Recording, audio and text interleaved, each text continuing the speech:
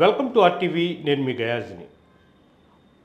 అయ్యప్ప మాలంటేనే కఠోరమైన దీక్ష, 40 రోజుల పాటు కఠోరమైన దీక్షలు చేపట్టి కేరళకు పోయిన 2 తెలుగు రాష్ట్రాల నుంచి కేరళకు అయ్యప్ప స్వామి ఆలయానికి వెళ్ళిన స్వాములకు అవమానాలు గురి కావాల్సిన పరిస్థితి ఏర్పడుతుంది.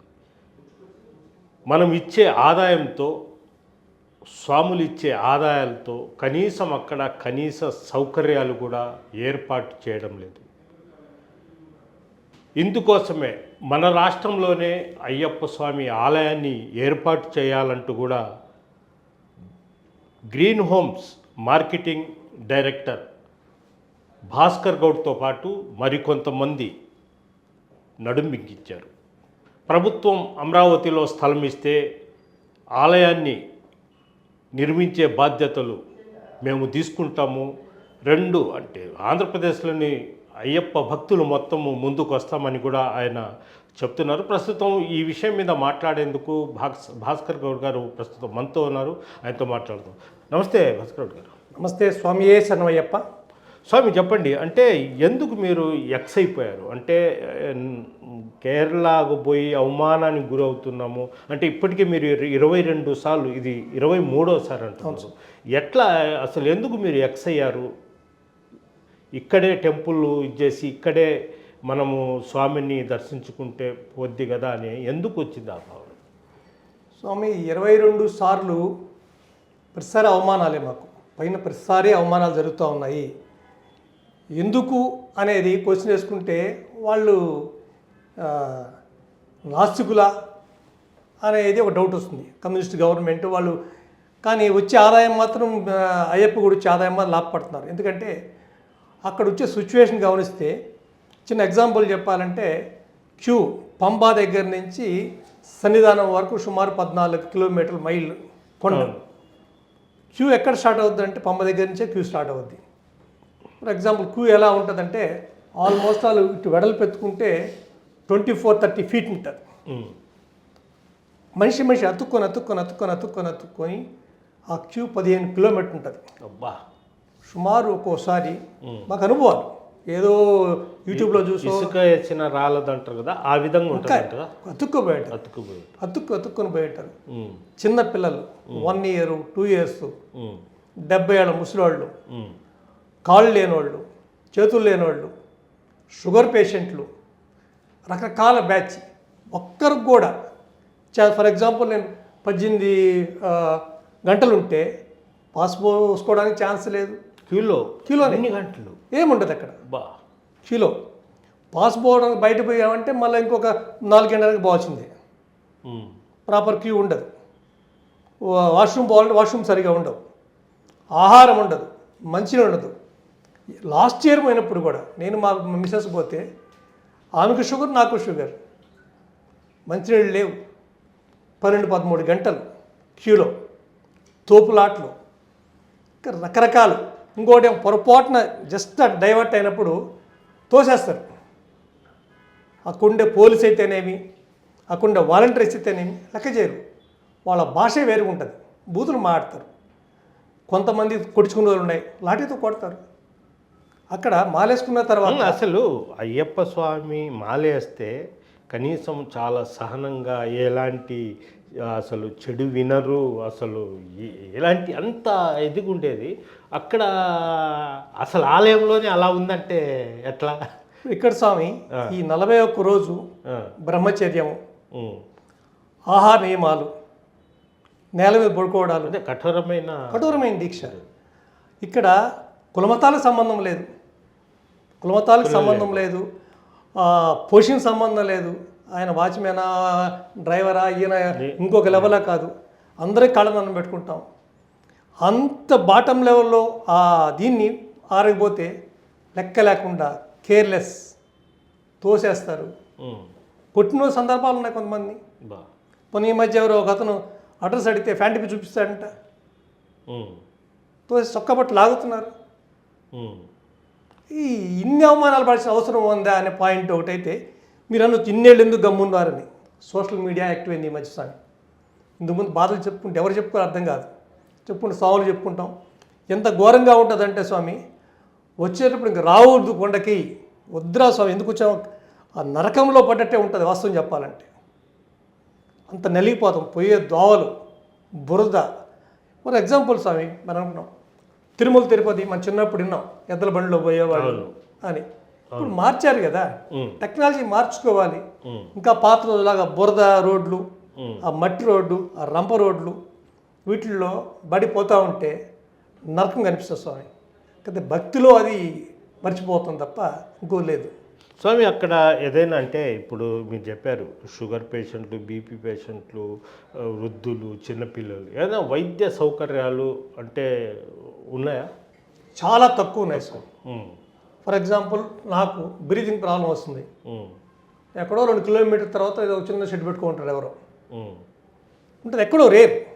ఈ లోపల ఇంకోటి మీకు తెలుసు, ప్రైవేట్ టెంపుల్ తరఫు నుంచి ఏముండదా? టెంపుల్ టెవెన్ కోర్ వాళ్ళు ఉంటాయి. ఓకే.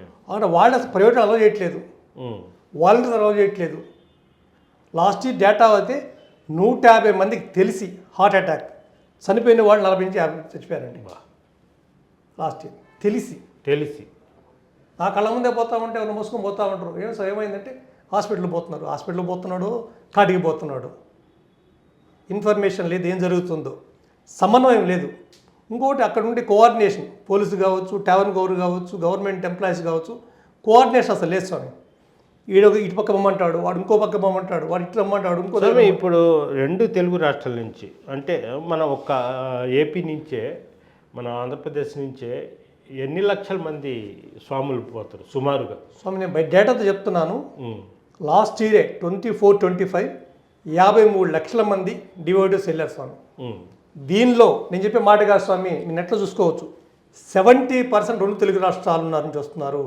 70% 2 తెలుగు రాష్ట్రాల నుంచి వస్తున్నారు అన్నవాడు. మిగిలిన 30% మిగిలిన వాటి కర్ణాటక, తమిళనాడు, మిగిలిన ఇంతమంది మన వాళ్ళు వెళ్తున్నారు ఇక్కడి నుంచి. కానీ ఇక్కడ ఏమీ లేవు, సౌకర్యాలు లేవు. సౌకర్యాలు లేకపోతే అసౌకర్యాలు ఉన్నాయి, అవమానాలు ఉన్నాయి. అక్కడ హుండీ ఉంటుందా? హుండీ ఉంటుంది. అందుకే మేము పోయేటప్పుడే ఇక్కడ ఇరుముడిలోనే నేను వెళ్ళేటప్పుడు నా బంధువులందరూ పిలుస్తాను. సుమారు ఒక్కొక్క వాళ్ళ కేటర్ని బట్టి 100 మంది 50 మంది వస్తే వాళ్ళందరూ చాలా డబ్బులు వేస్తారు. ఓకే. ఆ ఇరుముడిలో డబ్బులు వేస్తారు, బియ్యం వేస్తారు, నేను ఇస్తాను. మీకు దాని అనాలిసిస్లో ఉంది స్వామి.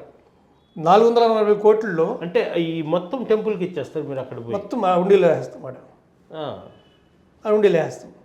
ఇంకోటి ఆ అరవణ ప్రసాదం, దాని ద్వారా ప్రాఫిట్ 190 కోట్లు ప్రసాదాలు, డబ్బాలు తెచ్చుకుంటారు మన వాళ్ళు, దాంతో ప్రాఫిట్. అక్కడ ఇంకోటి ఏంటంటే ఆ ఫుడ్ దరిద్రం కూడా ఉంటుందండి. ఆడ అన్నదానాలు పెడతారు, ఆ జీవితంలో తినలేము ఆ ఫుడ్ని, అంత ఘోరంగా ఉంటుంది. ఆహారం దొరకదు, ఏదో దొరికిన కాడికి అంతే, కొత్త దొరికింది తినాల్సిందే, ఏముండదు. ఆడ హోటల్స్ ఉంటాయి, ఆ చేసే దోశ కావచ్చు, పూరి కావచ్చు, అవి కావచ్చు, నీట్నెస్ ఉండదు. పాల పౌడర్ వేసి నీళ్ళు వేసి టీ ఇస్తారు, నీళ్ళు లాగాల్సి వస్తుంది. మంచినీళ్ళు సక్రంగా ఉండవు, ఏది ఉండదు.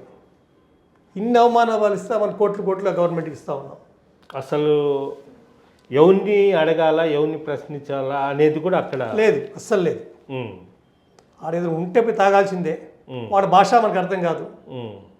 అదిగాక ఈ తెలుగు భాష, తెలుగు వాళ్ళు అంటే వాళ్ళకి లెక్క చేయదు, అస్సలు లెక్కే లేదు. ఇంకోటి ఏంటంటే నేను గమనించింది, భక్తి అని పక్కన పెడితే ఆడ హాయిగా ఆడ బీడీ కొట్టుకుంటూ వచ్చేప్పుడు పోతుంటారు అక్కడోడు. అఫ్కోర్స్ సంశరణం అక్కడ ఉండే స్వాములకి మనకు తేడా ఏంటంటే, కొంతమంది ఆయన హాయిగా చెప్పులేసి నడిచిపోతూ ఉంటాడు, బీడి తర్వాత అంత మూలసి పోతూ ఉంటాడు. మన వాళ్ళు మాత్రం ఇంత ఇరుముడి, సంకన పిల్ల, చేతిలో అమ్మ, ఈ పక్క నాన్న, అంత భక్తి శ్రద్ధలతో మనం పోతాం ఇరుముళ్ళు వేసుకుని. ఇప్పుడు ఒకటి స్వామి, అంటే మీరు చెప్పడం ఏంటంటే అక్కడ పోవడం కంటే ఇక్కడే మనము స్వామిని ఇది చేసుకోవడం మంచిది అంటారు మీరు. అయితే ఆ ఫీలింగు రాదు కదా అంట నేను. అంటే ఆ అయ్యప్ప స్వామి ఆ కొండలు అక్కడ ఆయన తిరిగింది అసలు ఒరిజినాలిటీ రాదు కదా. తప్పకుండా స్వామి. ఇప్పుడు ఫర్ ఎగ్జాంపుల్ కొత్తగా మాలేశారు, వాళ్ళకి కొండ చూడాలా, చూసి రావాలి, ఎస్ క్యారియర్. 22 సార్లు, అవును, yes. 23 సార్లు, 14 సార్లు, 10 సార్లు. ఎవరైనా ఫస్ట్ పోయి ఎస్ చూసి రండి, 2 సార్లు పోయి రండి. లేదు ఇరుముడికి చెప్పండి, అన్సీజన్లో పోండి, అన్సీజన్ ఉన్నాయి కదా, అన్సీజన్లో పోయి చూసి రండి స్వామిని. ఆడికి పోయి అవమానాలు పడి ప్రాణాల మీద తెచ్చుకొని రోడ్లు దద్దిగా స్వామి, అన్ని ఘాట్ రోడ్స్. ఎస్పెషల్లీ అక్కడ డ్రైవర్లు ఓకే, స్పీడ్ పోయినా కానీ వాడు ప్రొఫెషనల్. మన డ్రైవర్ల విశేషం ఏంటంటే అనకూడదు కానీ వాడు డ్రైవింగ్ వచ్చిన రాకపోయినా, లైసెన్స్ ఉందా లేకపోయినా కారు పోతారు అంత దూరం. యాక్సిడెంట్ ఎన్ని అవుతూ ఉన్నాయి సింగిల్ రోడ్స్. వాళ్ళు కొట్టే స్పీడ్ ఎంత ఉంటుందంటే 120 కొడతారు, 130 కొడతారు రోడ్లో. ఒక తడితే మనకు కొండలో పడ్డాం. కొండలో ఎంతమంది పడతారు?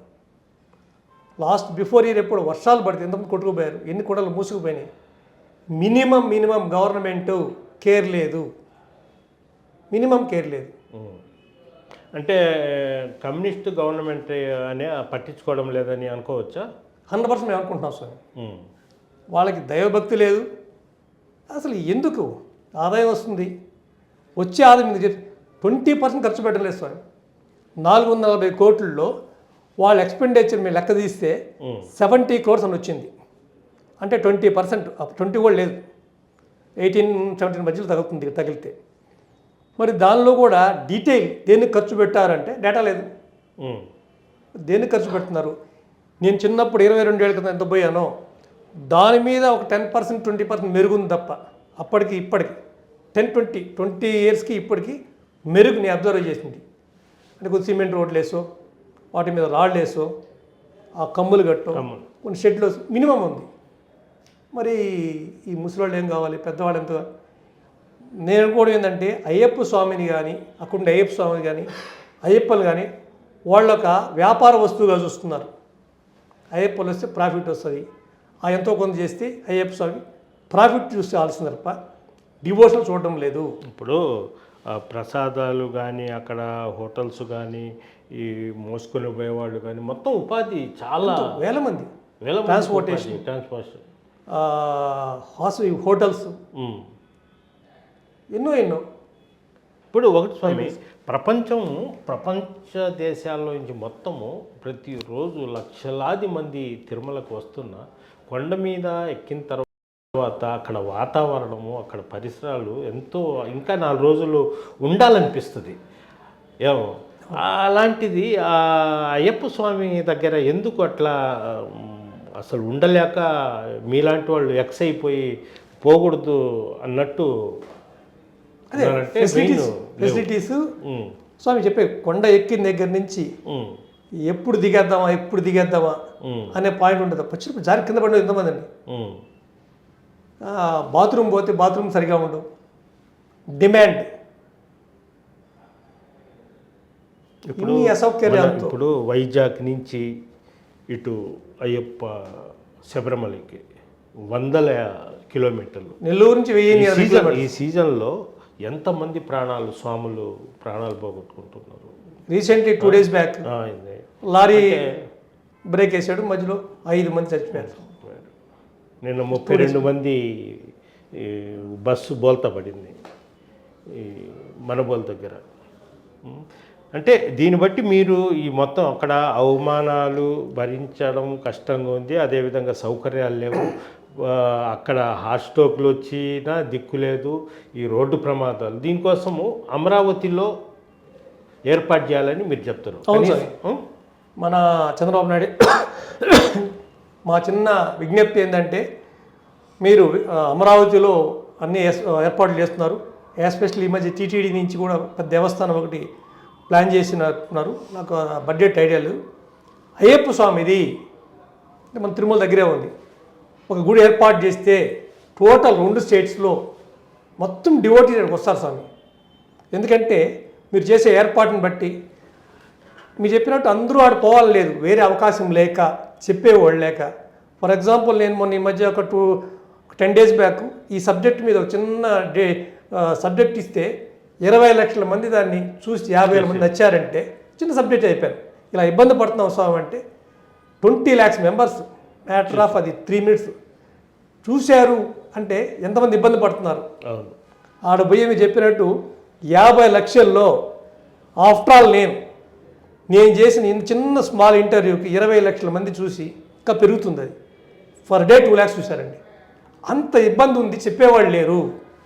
కాబట్టి మేము సీఎంని అడిగే పాయింట్ ఏంటంటే, పవన్ కళ్యాణ్ గారు కావచ్చు, సీఎం గారిని కావచ్చు, బీజేపీ మన మాధవ్ గారిని కావచ్చు, ఇక్కడుండే మినిస్టర్ కావచ్చు, ఎమ్మెల్యేలు కావచ్చు, అయ్యా మాకు అమరావతిలో ఒక అయ్యప్ప స్వామి గుడి కట్టించండి, కాబట్టి మేముంటాం, ముందు డొనేషన్ మేము కలెక్ట్ చేస్తాం, మమ్మల్ని తీసుకున్న మెంబర్గా టోటల్ అమౌంట్ మేము కలెక్ట్ చేసి మేము చేస్తాం, మాకు ప్లేస్ ఇవ్వండి, ఖచ్చితంగా రిజల్ట్ ఉంటుంది. ఏమన్నా మీరు చంద్రబాబు నాయుడు గారికి లేదా మీ బీజేపీ మాధవ్ గారికి కానీ పవన్ కళ్యాణ్ గారికి ఏమైనా టెలిగ్రామ్ రూపంలో కానీ ఏమైనా మెసేజ్ పంపే ప్రయత్నాలు ఏమైనా చేస్తారా?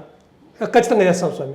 ఇప్పుడు ఫస్ట్ స్టెప్ అనుకుంది ఏంటంటే, అసలు ఎలా ఉంది స్పందన అనే విషయం మీద ఒక ట్రయల్ ఇస్తే చాలా స్పందన వచ్చింది. ఆ స్పందనని ఇంకొద్దిగా స్పీడ్ చేసి రేపు 17వ తారీఖు ఖచ్చితంగా రాండి స్వామి. నేను మొన్న చెప్పాను, పెన్నా నదిలో స్నానం చేసి, మన నెల్లూరు పెన్నా నదిలో స్నానం చేసి ఇక్కడే ఇరుముడి కట్టుకొని అయ్యప్ప గుడిలో ఇరుముడి తీస్తున్నాను. కేవలం కేరళ చేసే గవర్నమెంట్కి యాంటీగా, అదేవిధంగా మన అయ్యప్ప స్వాములు జరిగే ఘోర అవమానాలు కావచ్చు, ఘోర యాక్సిడెంట్స్ కావచ్చు, ఏమైనా జరుగుతున్నాయి వాటికి వ్యతిరేకంగా నేను ముందుంటున్నాను. సెంటిమెంట్ అనేది దేవుడే. మీరు ఇక్కడే ఇరుముడి వేసుకుంటాను స్వామి, ఇక్కడే ఇరుముడి తీస్తాను. పంపా నదుల బదులు పెన్నా నదిలో స్నానం చేస్తాను. ఓకే, రేపు 17వ తారీఖు ఖచ్చితంగా అందరూ చేయగలిగే వాళ్ళు చేయండి స్వామి. ఎందుకంటే అయ్యప్ప స్వామి నీలో ఉన్నాడు, నాలో ఉన్నాడు, అక్కడ ఉన్నాడు. సో చూపిద్దాం, కేరళ గవర్నమెంట్కి తెలియాలి, మన గవర్నమెంట్కి తెలియాలి. సో ఇంతమంది ఇలా ఉన్నారని తెలిస్తే ఖచ్చితంగా వాళ్ళు భయపడతారు, ఇక్కడ గవర్నమెంట్ స్పందన ఉంటుంది. అంటే స్వాములు మొత్తం అవేర్నెస్ ప్రోగ్రామ్స్ కూడా ఏర్పాటు చేస్తారు మీరు? ఇప్పుడు మీ ఇలాంటి వాళ్ళ ద్వారా కొంత ప్రయత్నం చేస్తున్నాం సార్. ఓకే, ఖచ్చితంగా ఉంటుంది, ఉండాలి. ఎందుకంటే ఆ రెస్పాన్స్ చూశాను నేను. ఓకే ఓకే, ఖచ్చితంగా కూడా ఆశిస్తాం. సేమ్ టైం మీరు చెప్పినట్టు చంద్రబాబు నాయుడు గారిని అడుగుతున్నాం, ఖచ్చితంగా టెంపుల్ మీరు ఏర్పాటు చేయండి, మా సహకారం ఖచ్చితంగా ఉంటుంది చెప్తున్నాం. ఓకే, థ్యాంక్ యూ భాస్కర్ గారు. ఇది పరిస్థితి. భాస్కర్ గౌడ్ స్వామి చెప్పడం ఏంటంటే, ఇప్పటికీ 22 సార్లు ఆయన మాల వేయడం జరిగింది. అయితే ఈసారి అక్కడికి శబరిమలకి వెళ్ళని, ఎందుకంటే కేరళ ప్రభుత్వానికి వ్యతిరేకంగా వాళ్ళు అవమానపరుస్తున్నారు మన స్వాముల్ని మొత్తం. అంటే 2 తెలుగు, తనకే కాదు 2 తెలుగు రాష్ట్రాలకు చెందిన లక్షలాది మంది ఈ అయ్యప్ప స్వాములను అవమానపరుస్తున్నారు. దానికోసం అయ్యప్ప భక్తులారా మొత్తం మీరు ఫస్ట్ వేశారా, ఒకసారి చూడ్డానికి వెళ్ళండి, ఆ తర్వాత వెళ్ళబాకండి అని కూడా ఆయన చెప్తున్నారు. దీని మీద మరింత ఉద్యమంని తీసుకుని వస్తూ, అదేవిధంగా ముఖ్యమంత్రి చంద్రబాబు నాయుడు, డిప్యూటీ సీఎం పవన్ కళ్యాణ్, అదేవిధంగా బీజేపీ మాధవ్ గారికి కూడా ఆయన విన్నపిస్తున్నారు. అయితే అమరావతిలో ఆలయాన్ని ఏర్పాటు చేయడం, స్థలం కేటాయిస్తే మాత్రము ఆ స్థలంలో ఆలయం, అయ్యప్ప స్వామి ఆలయం ఏర్పాటు చేసేందుకు ముందుంది మేము. అయ్యప్ప రాష్ట్రంలోని అయ్యప్ప భక్తులు మొత్తం ఏకమై మొత్తము చందాలు వసూలు చేసి టెంపుల్ని కట్టుకొని మన రాష్ట్రంలోనే అయ్యప్ప స్వామిని మనం పూజించుకుంటామని కూడా ఆయన చెప్పడం జరుగుతుంది. అదేవిధంగా ఈ నెల 17వ తేదీన స్వామి ఎవరైతే భాస్కర్ గౌడ్ స్వామి అయితే 17వ తేదీ పెన్నా నదిలోనే ఆయన స్నానం చేసి ఇక్కడే కార్యక్రమం పూర్తి చేస్తానని కూడా ఆయన అయితే చెప్తున్నారు. Video journalist Pradeep guys, RTV Nellore నుంచి. చరిత్ర సృష్టించినోడు ఇప్పుడు ఆ చరిత్రని తిరగరాయబోతున్నాడు. అబద్ధాల గోడల్ని బద్దలు కొట్టి నిజాలను రాగా మీ ముందుంచబోతున్నాడు.